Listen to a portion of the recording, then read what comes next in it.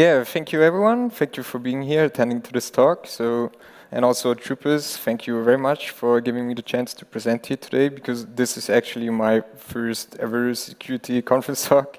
And yeah, today I will talk about some of the findings I made when analyzing the remote function call, or short RFC, interface implementation in the application server ABAP.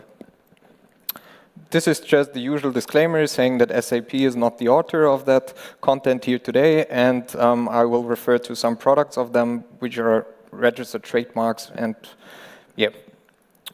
So the agenda for today, I will first give you a little bit of background information why I was motivated to target that interface once more. Then I will describe the research objectives really short. And then afterwards, we will actually go into the research findings, where I will first show you how I tried to understand how that protocol works in a specific communication type. Then we will take a look at the most impactful findings that I made when I looked how this protocol is implemented in the application server. And I will try to guide you through all of these findings to eventually then showcase a full RC exploit chain. And then afterwards, if time allows, we will look at some implications of that findings, and I will provide some defense and countermeasures for SAP users to then, at the end, provide you with a short conclusion and summary. I have a lot to say. Actually, I prepared a slide deck with 80 slides, and I had to shorten it because it was way too much information. But if you don't get some points, there's also a really detailed technical white paper that is about to be released today. So if you don't understand something, then just please take a look at that white paper.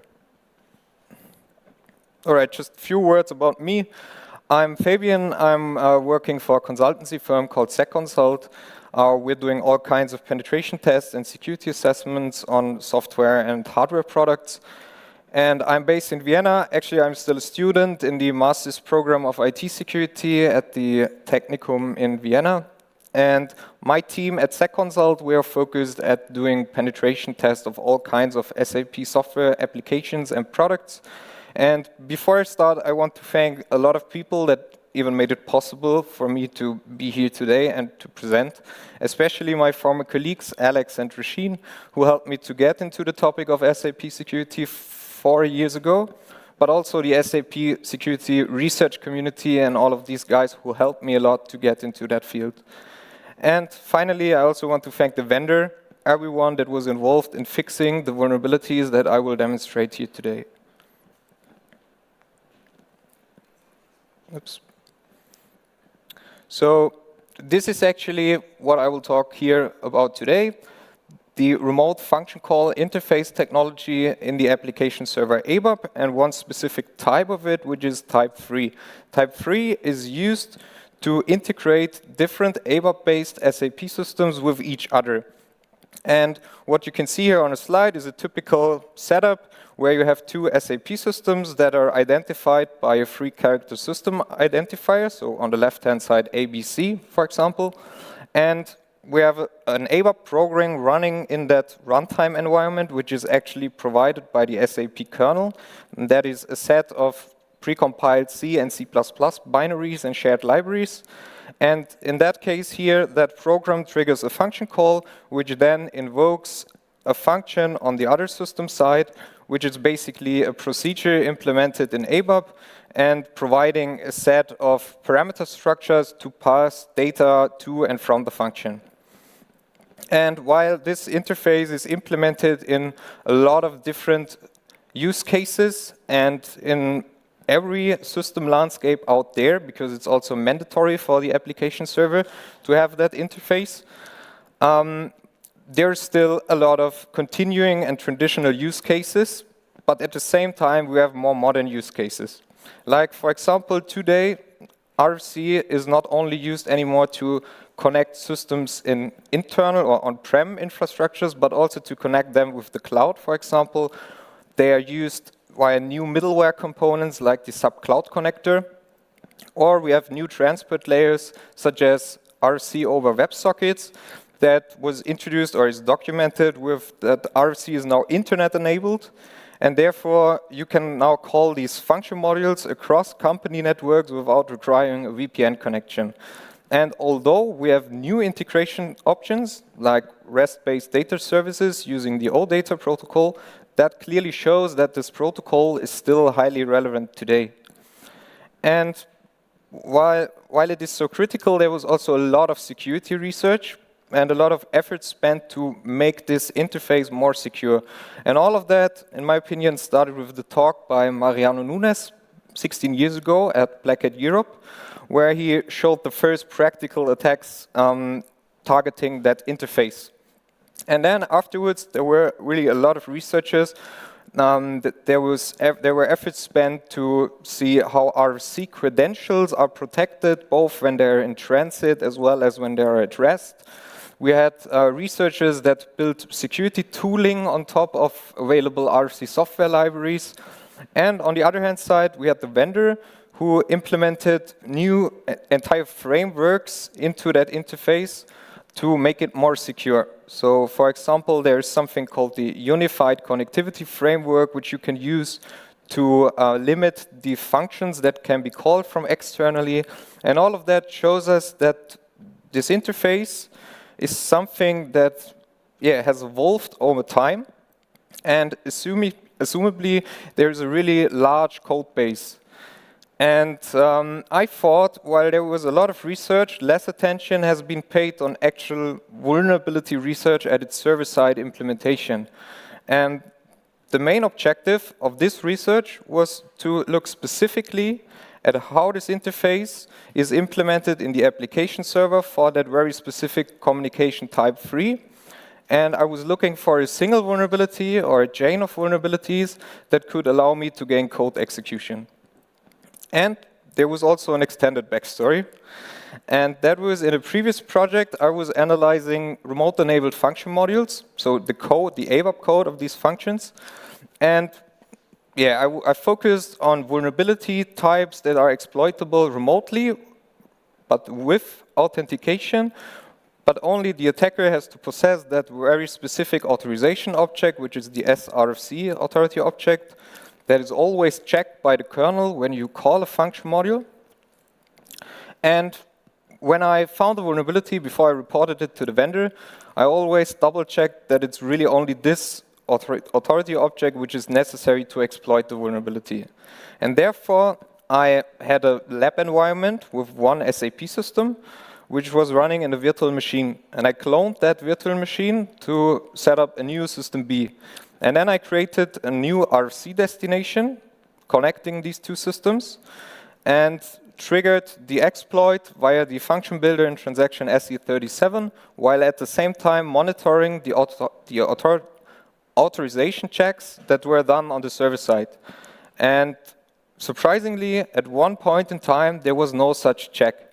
And it was pretty interesting, and it indicated some very suspicious behavior. I reported that to the vendor at that time, but I was not sure of the root cause. And that was actually the first objective of this research, to figure out what was the root cause that led to that weird system behavior. But to understand that, we first have to understand how that protocol works when it is used for that specific communication type. And therefore, I used a set of static and dynamic analysis techniques I generated network traffic, and then I captured that traffic to understand how the message flow looks like, how the individual data structures of that protocol are made up. And now I would like to present just a very short introduction to what I found. So basically, when you capture the network traffic, you see that there is a simple two-way handshake going on. I dubbed as the NI-RFC handshake. And that is used to establish an RFC connection between two gateway services. And that RFC connection is then used for what I call the RFC conversation packets. An RFC conversation is actually used to perform the function call, so to deliver the payload, and for the server to return its results. And these packets are they were not covered by available tooling such as the Dissector plugin for Wireshark, so I had to understand how the data structures within these packets looks like by my own. And there was one thing that stood out real quick, which was that there's a simple tag length value pattern to transmit different kind of data in what is in the kernel referred to as RFC data containers. And that structure, which you can see here on the slide, is made up of a tag, which is a unique value internally interpreted as an integer that is used to identify a specific data container at the server side so that the server knows how it should process that data. Then we have the data length value, that is just the size of the data value that comes next. And at the end, we have that tag value again indicating the end of the RFC data container. And there were really a lot of different data containers. And when I sent malformed packets, it was like that the kernel performed some sanity checks to verify that specific container chains were present as expected. And so I came up with that draw of the protocol stack. What you can see here right now is the first packet that is sent from the calling instance to the called instance side to establish such an RFC conversation. And of course, I was interested in the logon material because most likely that was related to that suspicious behavior I observed. And that logon material is actually included in what I call the RFC sign-on data segment. And the user information and the credentials that are stored within that segment are passed by a very specific kernel function, which is the ABI sign-on function, and then that data is inserted into a data structure called sign-on control, which is stored in shared memory. And later on, that data which is stored there is used during authentication by another kernel function to orchestrate the request to one of the kernel functions which is responsible or implementing the actual logon method. And I figured out that there were a couple of data containers that were not transmitted in plain text, so they were rather scrambled. And that was, for example, the password data containers, but I also figured out that there are some other data containers. And the scrambling routine that was used for that is actually already, or was actually already discussed in 2015 at Echo Party by another researcher. And to put it in a nutshell, so that scrambling routine adds another 4-byte seed to the RFC data container, and that seed is what I call the value which is required to find an index for an static key or XOR pool that is hard-coded into the kernel binary, and that XOR pool is then used to just perform a symmetric XOR operation on the plain text, and then the resulting value is then actually the scrambled data that is inserted into the RFC data container. So that is just a simple re-implementation that I used for the POC. What's interesting here, because it was not mentioned in 2015, I think, is that this seed value is also incorporated in the actual calculation process of the scrambled data. But as it is really obvious that this scrambling routine is used to hide secrets in transit, I wanted to know what these other data containers are all about that also pass through that scrambling routine. And for that one, I had to dig deeper into the kernel, and there were really a lot of kernel functions. But for now, we will just focus on that part here on the slide, which is executed when that kernel function that is responsible for orchestrating the authentication calls a kernel function which is named checkTicket. And in the following, I would like to provide you with the results that I obtained when analyzing how these mechanisms under that kernel function work and how these data containers that also pass through that scrambling routine are made of. And that brings us then to the first and probably most impactful results of that research. So basically, I figured out that these three data containers are used to identify the RFC partner in very special conversation scenarios that implement an hash-based message authentication code to identify the RFC partner. And so they actually allow for a passwordless logon to the application server. And there are two types of conversations where this is used. So there's something which I call internal conversations. That is, for example, used when you leverage the predefined RFC destination none, And it is always triggered when there is a system internal communication without a user context switch. So an SAP system is made up of different application servers, and if there's a communication within that same system and we have no user context switch, then we are actually in an internal conversation. And that is more like an implicit trust architecture. And then there is a more explicit trust architecture for trusted conversations. And that is actually the foundation for what is also known as trusting relationships that you can configure so that one SAP system can log on to another one without providing a password. And I figured out that there are two security methods. Security method 1 implements that ticket container that you can see on the slide on the top left side. That security method 1 got actually patched back in 2011. And I will not talk about it here today. If you want to know how that ticket is constructed, you can take a look at the paper. The newer method, or after that patch, a new security method was introduced, so security method 2, and that one implements the external ticket container. So now let's quickly look how these tickets are constructed. As I mentioned, they implement an HMAC-based authentication scheme. So we have two components. We have a key and we have a message string. For internal conversations, that key is stored in the secure storage in the database, which is a reserved database table that contains encrypted data. And it is stored there in a base64 encoded format. The secure storage type was already studied by a couple of other researchers.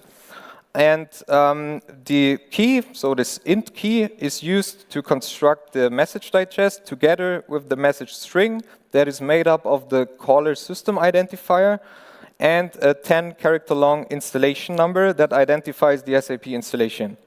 And these are concatenated, and then there's also a request timestamp, which is integrated, and then the final message digest is scrambled before it is transferred in that RFC data container in a scrambled format. And the algorithm which is used is HMAC-SHA-256, and I wrote a simple POC for that is also included in the white paper. You can use that script to craft this kind of ticket. And as you can see here on the slide, it just takes the internal key, which is stored in the secure storage, and all of the different message string components to then construct that ticket, which can also be scrambled so that it can be transmitted in the RFC data container. The authentication workflow for that looks like that. So the calling instance actually crafts the ticket and sends it in the conversation packets along the message string components. The called instance side then first checks if the request stems from another application server of the same system by verifying the SID. Then it constructs that ticket and verifies the value with the unscrambled one from the request. And since both of these application server instances, when they are part of the same system, they share the same database, so they also share that same internal key. So that's how that internal conversation works. And afterwards, we enter that internal conversation. We are authenticated as the destination user we specified in the request. For example, you can see that in transaction SM04. Now, this ticket has some capabilities. So first of all, it allows us to impersonate arbitrary user accounts, and it also bypasses the SRC authority check, at least by default, when that specific profile parameter of RFC authority check is set to value 1. And that actually was the reason why I observed that suspicious system behavior, because I accidentally entered that authentication workflow due to the fact that I made an exact clone of that virtual machine. So the second system had the exact same configuration and the exact same database. And that was interesting, and I rechecked the same on a newer kernel release. But now there was an additional check on another ticket, which is the external ticket, and there was also an extra validation of the installation number. Now, the next step was to figure out how that external ticket is constructed. And this one is also used for the trusted trusting architecture. Basically, the concept is the same, but now there is a different algorithm that is used. So from what I've seen, it is not following the standard. So it's a custom SHA implementation, and I'm not 100% sure, but it looked like that is a modified version of the original SHA-0 implementation, taking a custom number of rounds. And the key is, again, a 64-byte long message digest, so a random string generated with a pseudo-random number generator. And again, it is stored on the trusted system side in the secure storage in the database. And again, it's base 64 encoded. When you set up a trust relationship with a remote system, then this key is transferred to the trusting system side, where it is stored at a database table called RFC sys ACL. The message string now is a little bit different because now it includes the user information, both of the caller user and the destination user. And we have some additional components like the transaction ID. And again, we have the system identifier and the request timestamp. I also created a script for that. You can use that script to generate that external ticket and also to scramble it to make it ready again for transmission in that data container. And when you look at the network traffic in such a trusting relationship, you see that there's also another data container which contains something I called the single logon flag. So that's just a 1-byte flag, indicating that the calling instance wants to perform that authentication workflow for the trusted trusting architecture. And that is also the first thing the called instance then checks. So it searches in the request for that single logon flag. And then it performs some additional checks on the RFC ACL authority object, as well as that it confirms that in that database table, where all of the connection details are stored for trusted systems, that there is an entry for that remote system. And then afterwards, if these checks passed successfully, the ticket is constructed and verified with the ticket from the request. And then we're actually authenticated if all of that was successful, now in an external state, but using that security method free for trust relationships. When we know how these ticket architectures work, I actually came to the conclusion there were various design flaws and implementation weaknesses. With some of them, I reported to the vendor, but I also have to mention that the vendor, after I reported, I guess, the most critical vulnerability types associated with that, also fixed even more. So that was good. I will just go over the main issues here.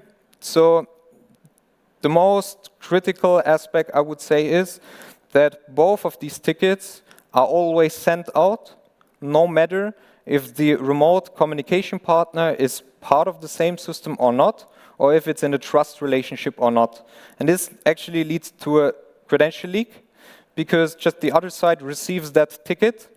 And in the construction of these tickets, we have seen that there's no nonce value used or no session key in place, and that timestamp, especially for the internal ticket, is not invalidated at the server side.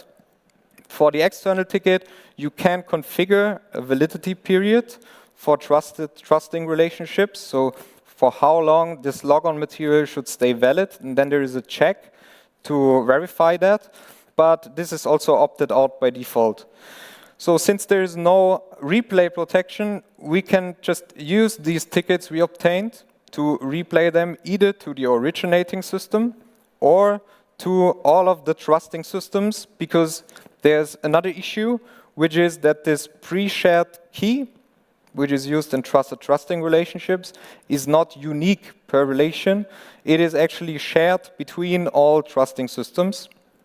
And after the patches were out, I realized that this not only affected RFC communications of type 3, which were in the focus of my research, but also HTTP communications and RFC over WebSockets, where this logon material is transferred scrambled in a custom HTTP header. basically, these are the two main attack types. I dubbed as RFC loopback attack and sub pass the ticket attack. So as you can see in the RFC loopback attack, the attacker just receives an ordinary request, and I will show you in a sec what an ordinary request is. It receives an ordinary request where these both of these tickets are leaked, and then it just replays these tickets, making sure that all of these other checks on the server side, so for example that the caller username must be the same to the destination username and so on, that these checks are passed. And due to the fact that we have the correct secrets, we can just replay them, thereby fully bypassing authentication. And as this internal ticket does not make or does not integrate user information when it is constructed, you can also inject different user contexts and thereby impersonating other user accounts. On the other hand side, the sub-pass the ticket attack, which is related to the latest vulnerability that got fixed this year in January.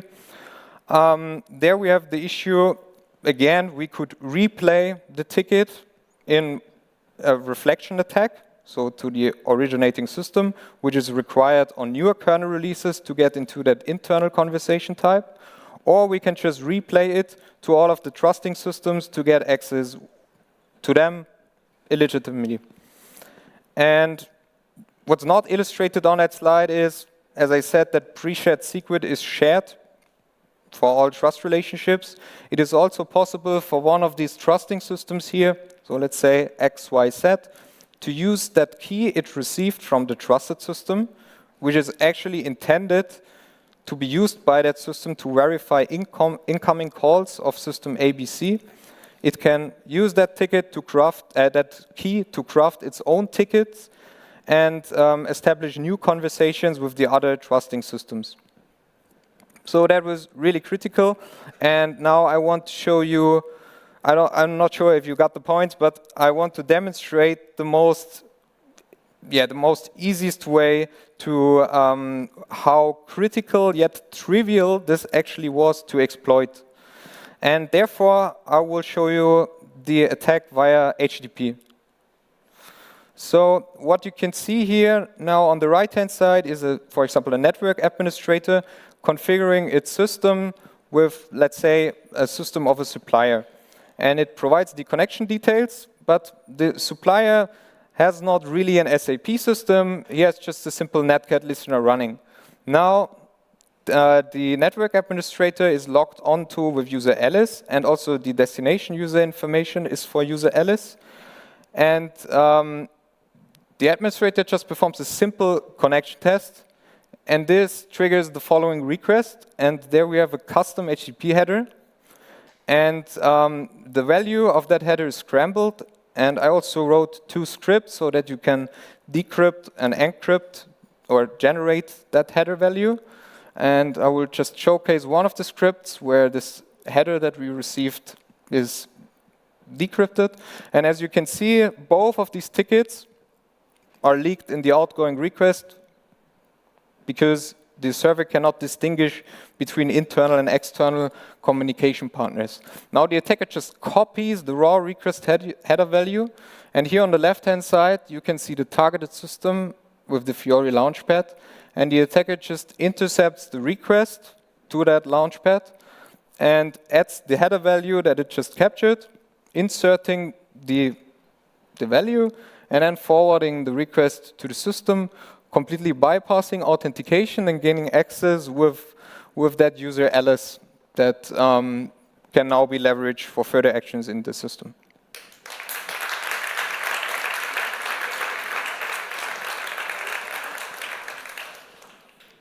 And that is also possible via the other transport layers. In the white paper, I included some simple POCs using SOCAT listeners to implement the same type of attack.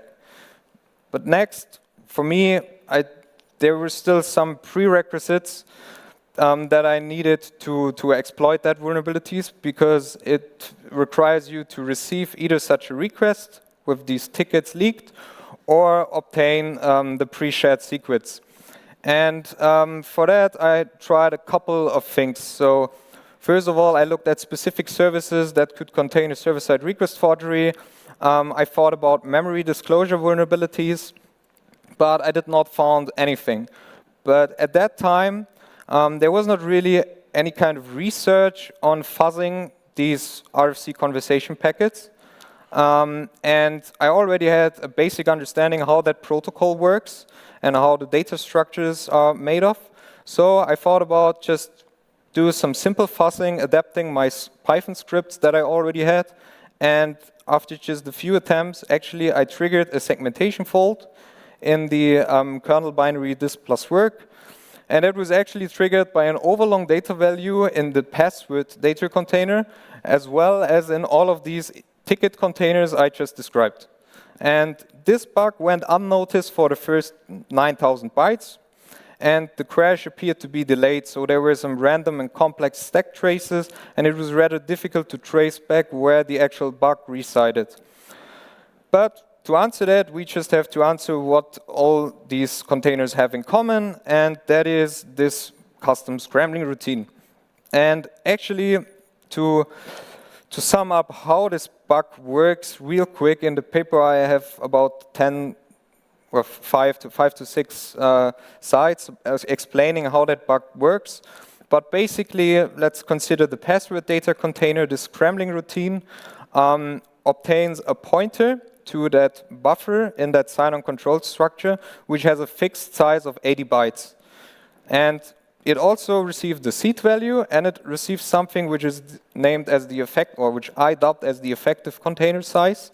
And that value is calculated by using the data length value from the RFC data container minus the fixed 4-byte seed value. So this is a thing completely attacker controlled. And then the routine enters the XOR schedule, where it implements a loop, iterating over each byte of the scrambled data value, and taking that effective container size as a break condition for the loop. So actually, as an attacker, we have full control of that break condition, which leads to the fact when we are providing a data container that is longer or greater than the fixed buffer size, that XOR schedule starts operating on data next to that buffer in memory. And this is another powerful bug because it's triggered before authentication. We are somehow limited in the write primitives as we are bound to that static conversion map. But a combination of primitives with different seed values may lead to greater granularity on what can be written into memory. I tried a couple of things to turn this into a remote code execution, but I failed. However, just recently, a couple of weeks ago, there was a really awesome write-up published on a bug in FortiGate VPN. And actually, these researchers had a very similar write primitive. So if you're interested in looking deeper into that bug, I guess it would be quite helpful to look at their write-up first. As I did not find a way to turn this into remote code execution, I found a different way, which is probably more reliable, to turn this into an authentication bypass, or at least a limited authentication bypass. When you just brute force the seed values with an overlong ticket, it's possible to corrupt specific internal flags of that sign-on control structure, which are normally set internally by the kernel, depending on the RFC data containers that are imported, so the logon material which is available, or for example, if a system function module is called. And when you override these values using specific seed values, then it is possible to gain limited control of that kernel function, which is responsible for orchestrating the authentication.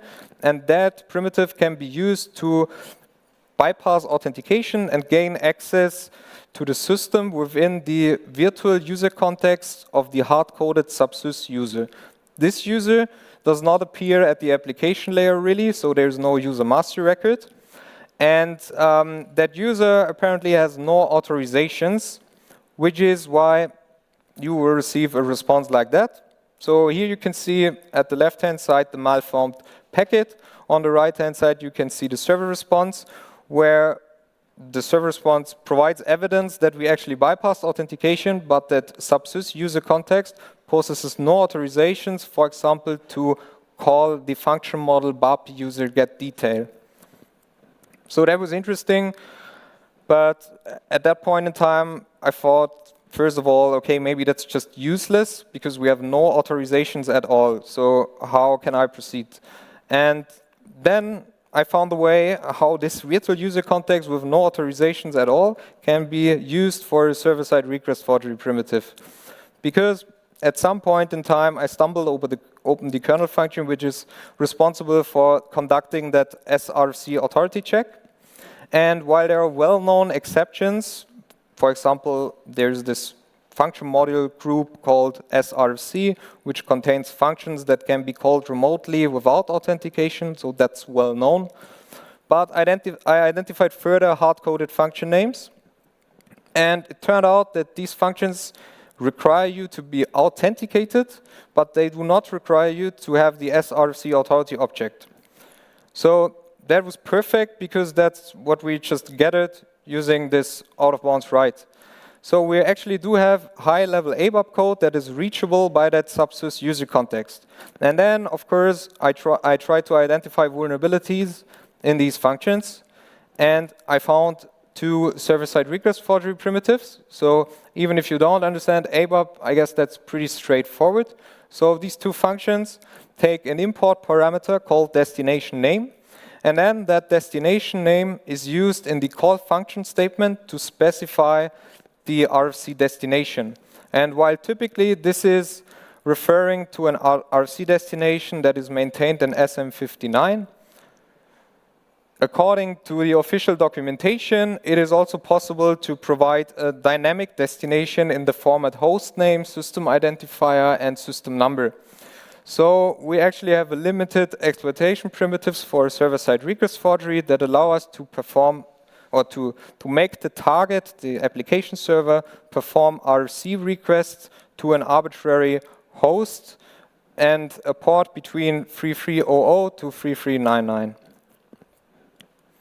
And that actually brings us to the exploit chain, where I chained all of these primitives together and built an exploit that exploits this for remote code execution completely unauthenticated.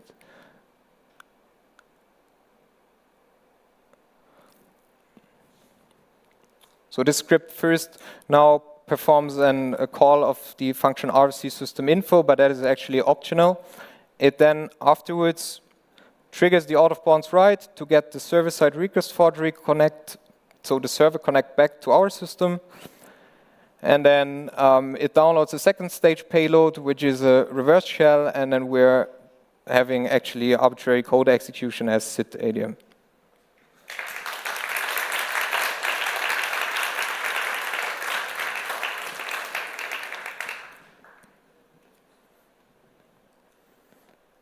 Okay, so that's what I just stated, because when we are triggering that server-side request forgery, the target connects to our rogue server, and it tries to authenticate as this subsys user account. And this leads to the credential leak of both tickets, and then we just replay them to make that virtual user context we gathered via the out-of-bounds write to bring that into that internal conversation type where we can call arbitrary function modules without having the SRC authority object.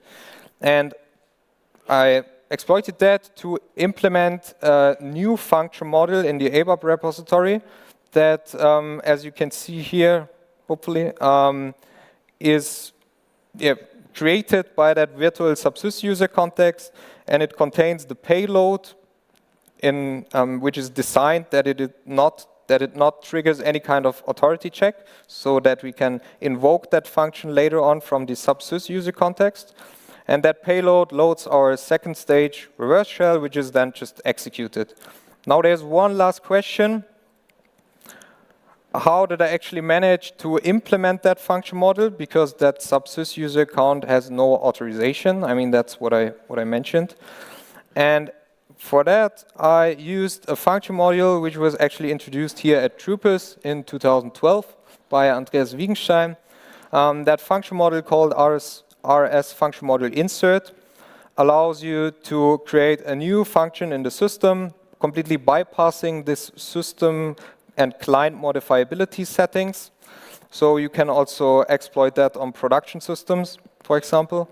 And that function model received a couple of nodes, and with that last node published in 2014, the code looked like so. So this function takes an import parameter authority check, and if that parameter is just a space or it's just not set, it actually calls a kernel module which is responsible for verifying that we are really in an internal call and not in an external call. So when that function is in normal operation invoked externally, it is required to perform the as-developed checks, so the developer permission checks.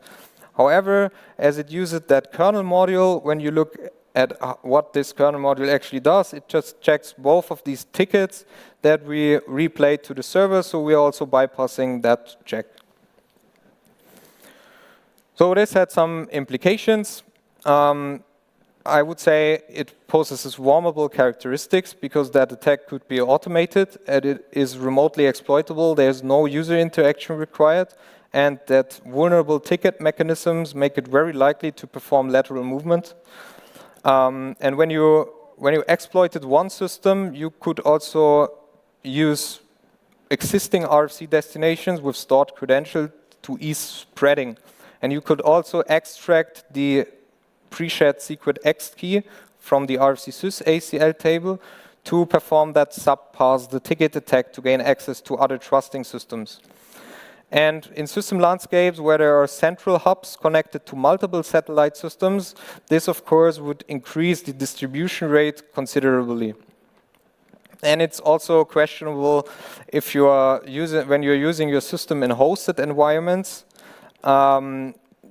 This attack could immediately affect potentially multiple different system landscapes when the hoster, for example, operating a solution manager, is connecting to multiple customers using that RFC protocol.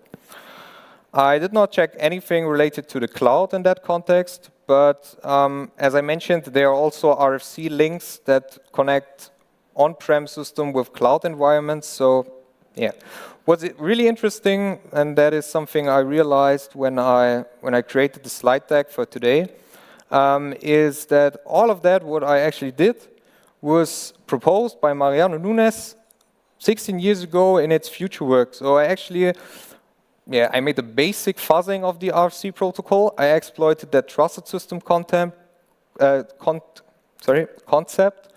and the final result is actually something vulnerable. And now is the question how to detect that. This payload is actually delivered and executed as the user account subsys.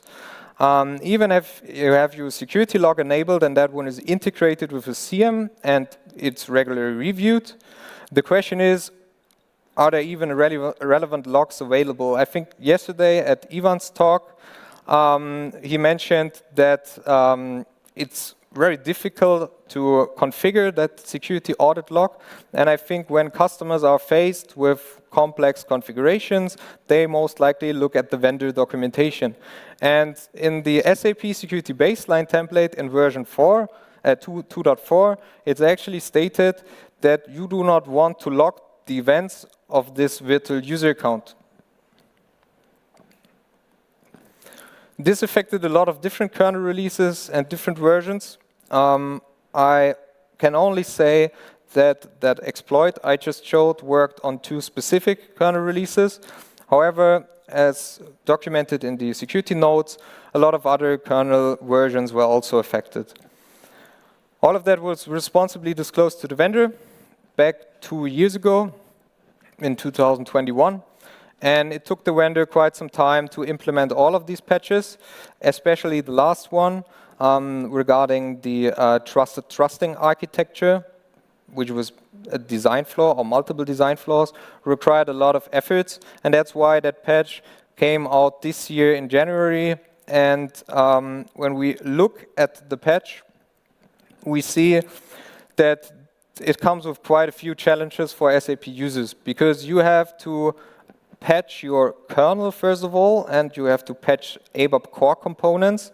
These patches could require additional dependencies to be installed first.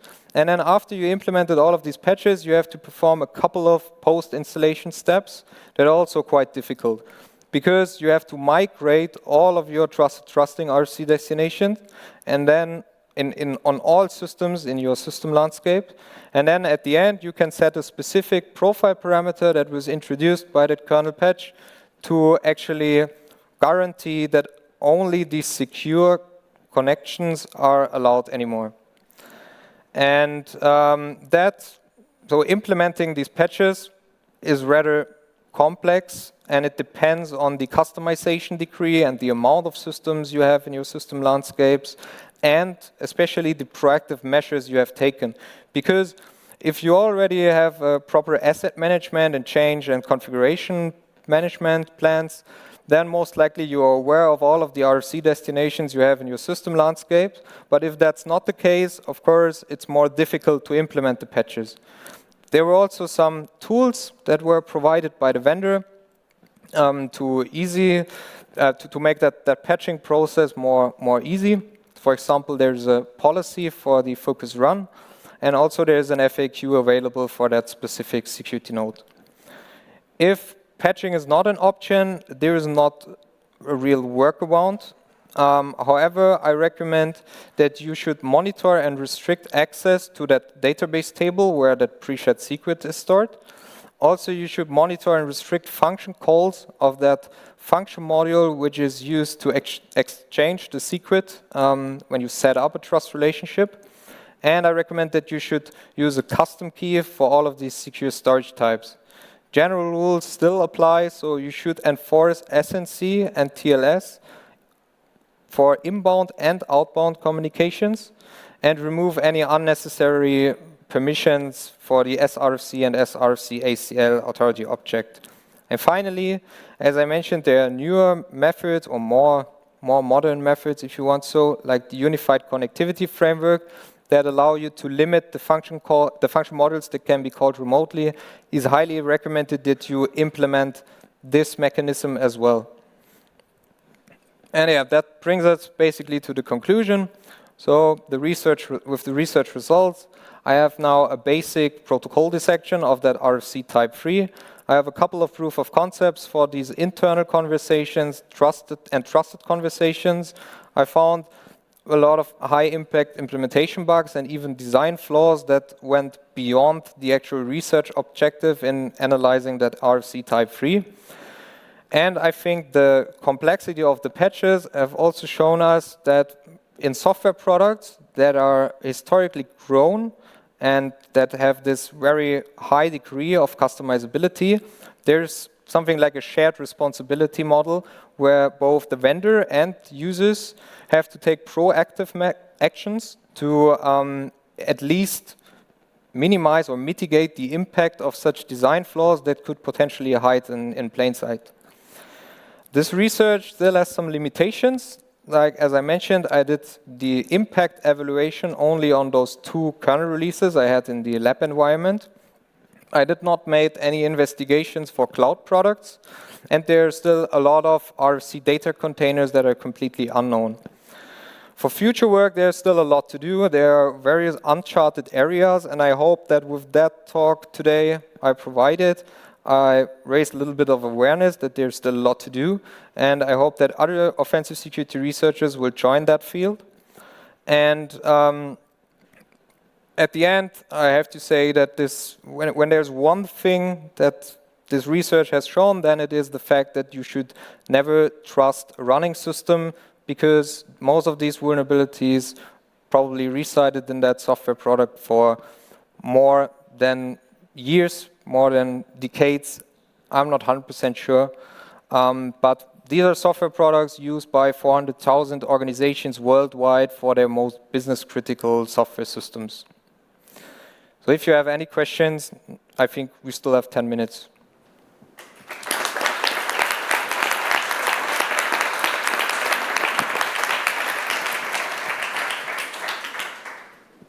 Thank you very much. Oh yeah, there's already the first question. So thank you very much, really informative and well-written presentation. I have one question that you were showing that you have reported so many vulnerabilities to SAP. From a scale from 0 to 10, how much money they did award you for reporting such vulnerabilities? There's no bug bounty program, actually, so I did not receive any kind of money for that. Sad. Okay, thank you.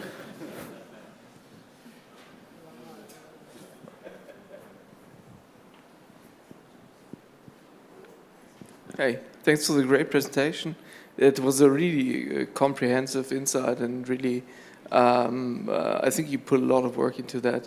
And I'm really amazed by the number of weaknesses and the vulnerabilities that you found, and especially particular to the RFC protocol. I was wondering, as far as I understood, that's the one that's been patched at the beginning of the year. And do you have any insights on which of the weaknesses in the protocol that you highlighted, for example, those weird hashing algorithms and stuff like that, they have fixed?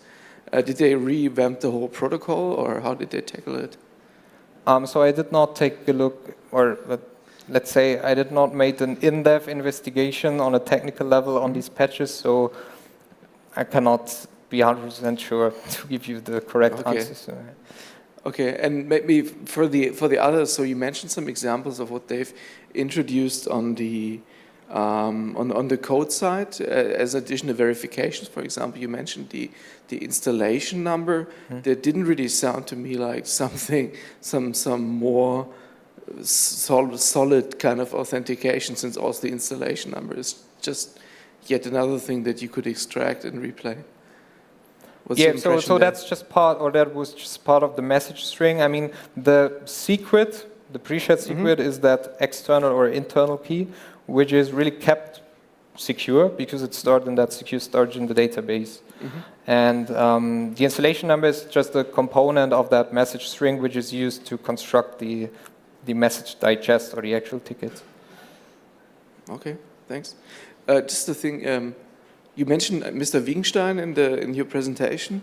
We met him last year. We had just that you mentioned the secure internal storage of the SAP system. He knows a way how to exploit this one, if you want to dig deeper. Oh, okay. Nice. Okay, thanks. Are there any further questions? Okay. Oh, yeah. Okay. Thanks. So thanks for the awesome talk. It was really great. You mentioned you have a dissector for RFC type 2. Any chance you can publish that towards Wireshark dissector? Maybe. So I guess I will speak with Martin Gallo, who's the developer of the PySub framework, which is a library that implements all of these proprietary SAP protocols. So maybe I will integrate my results with his tool, and then perhaps it's also possible to push them to Wireshark afterwards.